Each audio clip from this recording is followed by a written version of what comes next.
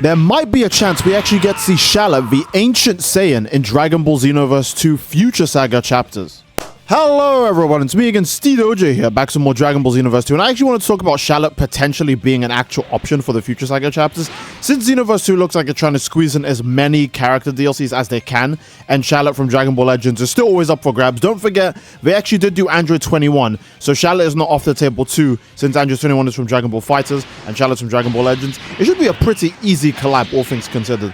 And with that taken into account, will they actually do margin Android 21 when they actually feel like adding that to the game? Most likely, the same way they'll do Shallot when he's, when it's finally his time to get added to Dragon Ball Xenoverse 2. Now, I will say now, I don't see Shallot being in the next DLC pack. I imagine they'll probably save that for Broly and Bergamo, two other characters who are highly requested from Dragon Ball Super. Again, I imagine it's going to be two Ultra Super villains and two characters who are, not Ultra Super villains, right? That's what we at least got for part 1. I expect it for part 2, 3, and 4, right? So I'm going to say maybe next it's going to be Ultra Super Villain Hit and Ultra Super Villain Jiren. And then we'll get Wrathful Broly that might turn Super Saiyan and Bergamo. And maybe after that, we'll get the collab characters with like maybe a super villain version of like Mira from Xenoverse 2. And then the normal characters would be like Shallot, who transforms into a Super Saiyan. Or a Super Saiyan God, but I imagine they'll only just give him regular Super Saiyan, right? It could be Shallot who turns into a Super Saiyan 1, 2, and 3. And then margin Android 21, who could actually have a full moveset from Dragon Ball FighterZ. DLC 4, I have no idea because, again, there is a lot of potential. They've created a giant amount of potential characters who could be added just by having a 4 DLC character formula. Because Xenoverse 2 doesn't even have one extra character you can really think of putting into the game. That wouldn't just be a weaker version of someone who's already in the game, right?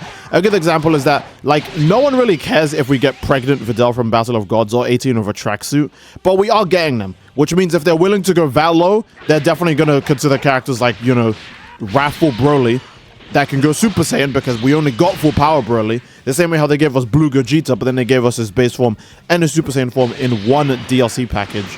And then they were like, hey, you know what? Yeah, so I do believe that if they are going to go as far as 18 and Videl, which in my opinion, again, I don't hate those characters, but they are the bottom of the barrel for if you're thinking about potential characters to add to a Dragon Ball game. You have a lot more options after that. I do want to say now, if they add Shallot, they actually do have a giant move list they could pull from if they add Shallot. Again, the benefits of adding all these new characters is that they're actually adding in a bunch of new moves too. The issue with Shallot, though, is that he only has one original attack, which is his Wild Cannon, which is unique to him, right?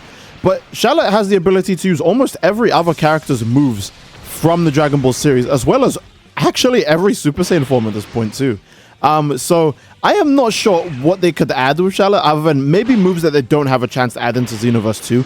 A good example, if they don't add like a Mouth Blast or a Mouth Beam attack with Dragon Ball Super Broly's Wrathful form, right? They could probably just add that with Shallot, since again, he's also an ancient Saiyan. He will have a wild Saiyan move list, right? Or maybe this one specific move that Goku doesn't have in Xenoverse 2 is something that they could add with Shallot, because Shallot does learn from his mentors, his iconic quote, "I'm borrowing your move," which is not to be confused with his iconic quote, "I'm game." So the moves when it comes to Shallot being added to the game, I think it'd be really hard to actually decide what moves would come with him. Because I imagine they would just do a mix of his moves and Giblet's moves. Speaking of Giblet, I have no idea if they would actually add him to Xenoverse 2. I imagine no, because Shallot is infinitely more popular. He's also the main character. He's also he's the main character of a Dragon Ball game. He is. When was the last time we got a genuine, new, unique main character to a Dragon Ball game? Usually it's just, the main character of Dragon Ball game is Goku because Goku's the main character of Dragon Ball. And even in Dragon Ball FighterZ, the main character is, I guess, you, but you're just the soul that inhabits the bodies of the fighter. So it's not really the main character is still just whichever story you do. In certain cases, it's Goku. In another case, it's Frieza. And another time, it's Android 18 as the main character for Dragon Ball FighterZ. So yeah, really the only Dragon Ball game I can think of that has a new unique main character would be Dragon Ball Legends of Shallot. And he actually does do a good job of being a main character. I do like how he interferes with the story or how he interacts with other characters. Even how the events of the first Super Saiyan Gods changes with Shallot showing up. A good example is, I do believe that Super Saiyan God is first used on Super Buu, Gohan Absorbed instead. And it involves Caulifla, Teen Gohan, and Cabba for the Super Saiyan God ritual just to make it happen. Which is insane. But yeah, that's the kind of changes Shallot has on the Dragon Ball story by just being there. I will say one thing. Shallot does impact the Dragon Ball story way more than our own custom characters, and I am a little envious of that. I do imagine, however, Shallot would have very unique Super Souls to bring to the characters, since, you know, the character himself is quite unique in everything he does. He could have Super Souls that do boost us based on transformations, because Shallot in Dragon Ball Legends gets massive buffs based on the transformation you activate of him. Because do keep in mind, Shallot, at least when he first released in Dragon Ball Legends for the longest time, was actually regarded as a low-rank unit. The lowest rank units were classified as heroes, whereas the top ranks was Sparkings, and then it was Ultra units. And Shallot was always a hero unit. So the only way he could be like better, especially with like online PvP stuff, was to always access his transformations. And for the longest time, you kind of needed to be transformed with Shallot just to make him viable. However, recently, he did become a Sparking unit, which saved his bacon a lot. And he got Super Saiyan Blue with it. Again, Shallot has Super Saiyan Blue. I think he got Super Saiyan Blue in less time than it took for our Xenoverse characters to get Super Saiyan Blue.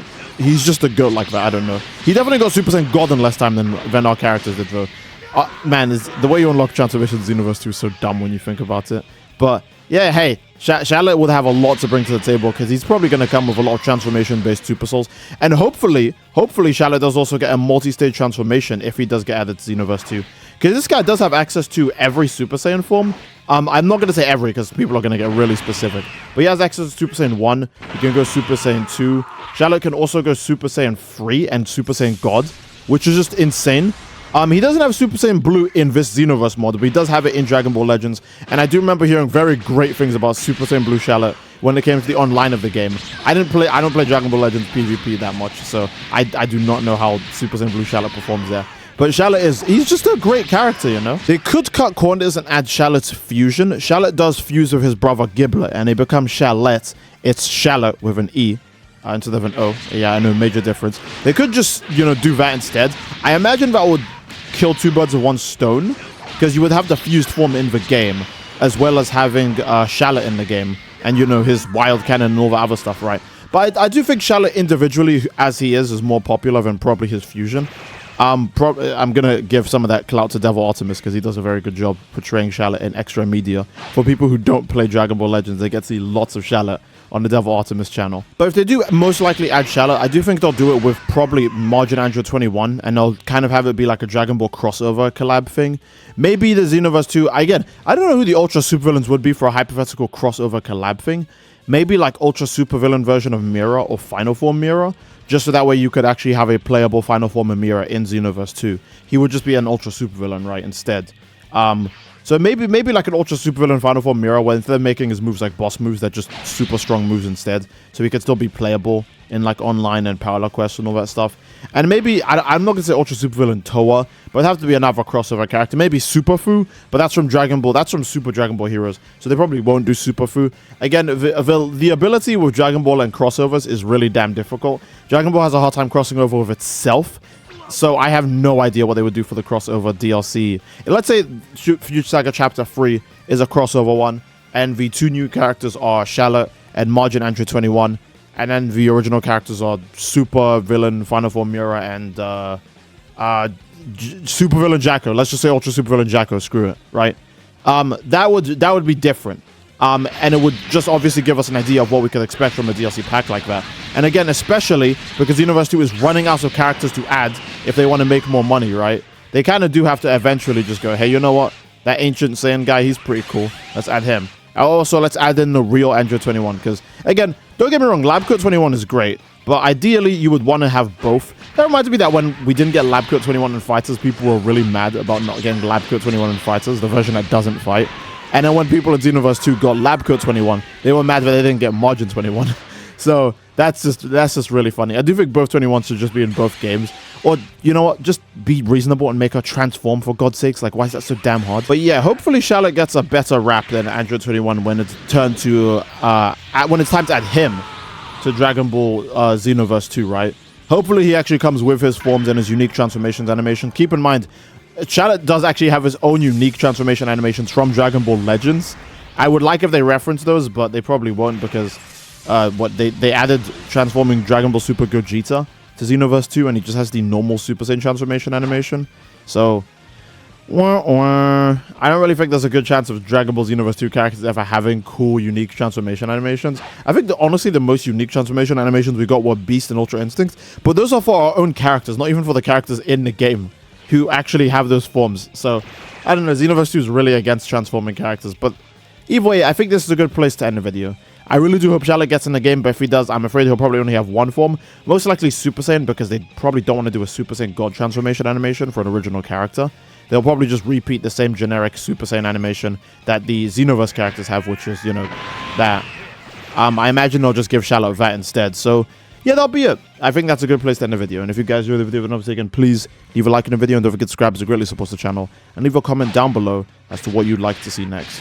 Love you all. Hope you enjoyed, and I will see you all next time. Take care and peace.